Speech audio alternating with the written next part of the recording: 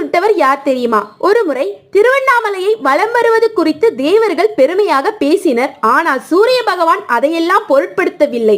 அலட்சியத்துடன் திருவண்ணாமலையின் மீது தன் சுட்டிருக்கும் கதிர்களை வீசினார்.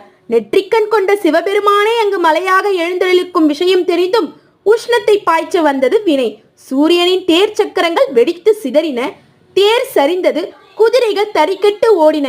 என் இயக்கமே நின்றுவிட்டதே, இது என்ன சோதனை என சூரியன் முறையிட வானில் அசரிரி ஒலித்தது.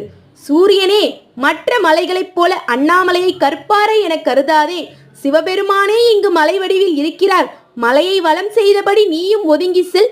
கிரிவலத்தால் நன்மை அடைவாய் என்றது.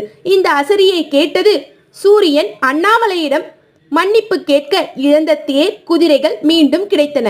இதுதான் சூரியனை சுட்ட கதை.